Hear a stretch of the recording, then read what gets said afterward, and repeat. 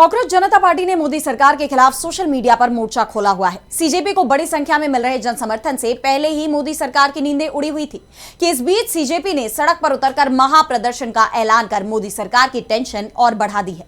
और अब सीजेपी के इस महाप्रदर्शन में कई बड़े चेहरे शामिल होने वाले हैं, जिससे सरकार की मुश्किलें दोगुनी होने वाली हैं।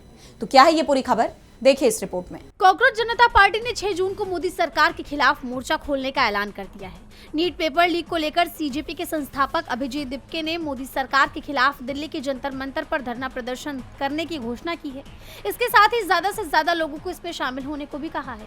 इसके लिए अभिजीत दिपके ने 3 प्रवक्ताओं के नाम उजागर किए हैं। उन्होंने एक्स पर पोस्ट किया कि कांग्रेस जनता पार्टी ने 3 प्रवक्ताओं की घोषणा की है जो जनता और मीडिया के सामने विरोध आंदोलन की तरफ से बोलेंगे। खोजी पत्रकार सौरभ दास मुख्य प्रवक्ता होंगे। राजनीतिक शोधकर्ता, लेखिका और फिल्म निर्माता विजेता दहिया और आईआईटी कानपुर और वैश्विक प्रबंधन परामर्श फर्म मैकिन्से के पूर्व छात्र आशुतोष रांका भी दास के साथ प्रवक्ता की भूमिका निभाएंगे। सीजेपी भारत के राजनीतिक विमर्श को बदलने के लिए प्रतिबद्ध है और इसका नेतृत्व नई पीढ़ी के नेता करेंगे।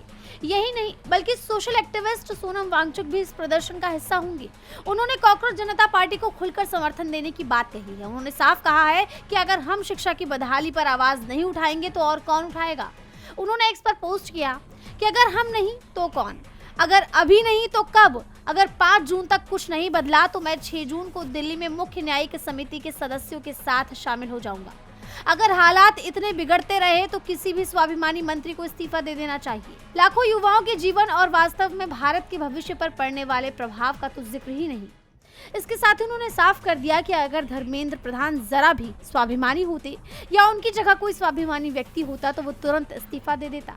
आपकी बात सही है, नीट के पेपर लीक हुए बहुत बड़ी बात है, इतने लाखों विद्यार्थियों के जिंदगी के साथ खिलवाड़ है, मगर आगे क्या होने वाला है वो सवाल ज्यादा बड़ा है। तो इन सब को सुधारने के लिए मैं आग्रह करूंगा प्रधानमंत्री जी से कि किसी भी स्वाभिमानी देश में, लोकतंत्र में कोई भी स्वाभिमानी शिक्षा मंत्री ऐसी बात हो, पेपर्स लीक हो और कुछ चल ना रहा हो तो वो इस्तीफा देंगे, रेजिग्नेशन देंगे।